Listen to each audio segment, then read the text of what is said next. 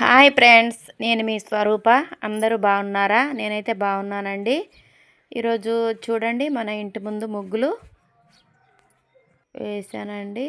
పేడతో కల్లాపి చల్లి వేసాను.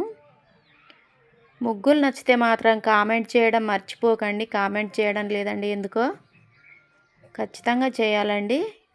మన ఇంటి ముందు ఒక 2-3 చెట్లు ఉన్నాయి. తులసి కోట పక్కన తులసమ్మ మాత్రం లేదు. తులసి కోటలో గులాబీ చెట్టు ఉందండి.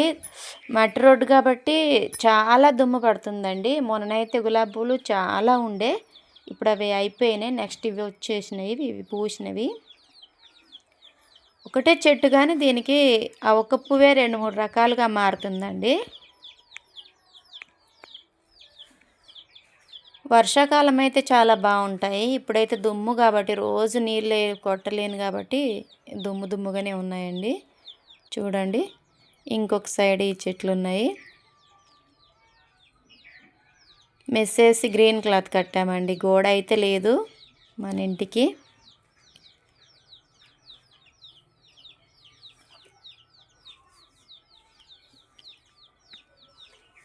ఇంకొక చెట్టు ఉంది మనకి ఇటు సైడ్, కనకాంబరం చెట్టు.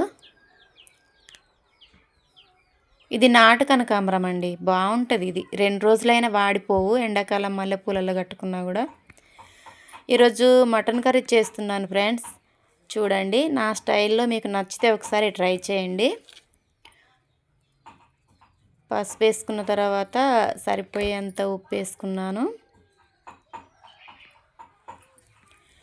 కారం కలర్ మాత్రం తక్కువే ఉంది కానీ ఘాటు మాత్రం చాలా ఎక్కువగా ఉందండి. నేను కొంచెం కారం ఎక్కువనే తింటాను, తెలంగాణ వాళ్ళం కాబట్టి అందుకే కొంచెం ఎక్కువ వేసుకున్నాను ఘాటున్నా కూడా. సరిపోయేంత అల్లం పేస్ట్ కూడా వేసుకొని కట్టెల పొయ్యి మీదనే చేస్తున్నానండి మటన్ కర్రీ. ఆయిల్ వేసుకొని, సరిపోయేంత ఆయిల్ వేసుకొని బగారాకు, లవంగాలు, యాలకులు, దాచిన చెక్క అవి వేసుకుంటానండి. మటన్ అయినా చికెన్ అయినా చేపల కూర అయినా కూడా ఇవి ఖచ్చితంగా వేసుకుంటాను నేను పోపులో. అవి కొంచెం మాడిన తర్వాత, దోరగా వేగిన తర్వాత కట్ చేసిన ఉల్లిపాయలు, పచ్చిమిర్చి వేసుకున్నానండి.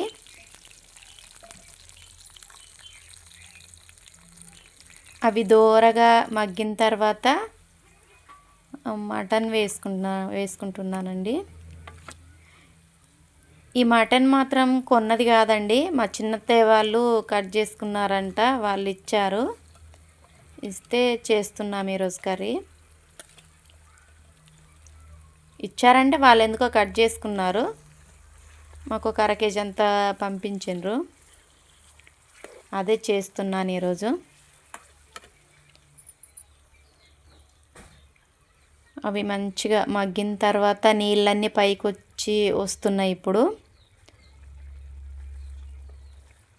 నీళ్ళు వేయలేదు, ఉప్పు నీళ్ళు మాత్రమే. ఇవి మటన్లోంచి పైకి వస్తే చూడండి, అదే వాటర్. మంచిగా నూనె తేలేంతవరకు ఇలా ఉడికించుకొని, నూనె వచ్చిన తర్వాత ముక్క చూడాలి కదండి, కొంచెం ఉప్పు కారం ముక్కకు పట్టిన తర్వాత మంచిగా తిప్పుకొని కొన్ని వాటర్ వేసుకోవాలండి. వాటర్ వేసుకున్నాను. కట్టెల పొయ్యి మీద వండటం కొంచెం కష్టంగానే ఉన్నా సరే వండుతున్నానండి. ఇలా నీళ్ళు దగ్గర పడిపోయిన తర్వాత మసాలా వేసుకుంటున్నాను. నేను ఎక్కువ మసాలా తిననండి, కొంచెం తక్కువే తింటాం కాబట్టి చాలా తక్కువ మసాలా వేసుకుంటాం మేము. మటన్లో ఎక్కువే ఉండాలి, కానీ నాకు హెల్త్ బాగలేకపోవడం వల్ల మేము మసాలా ఎక్కువ తినమండి.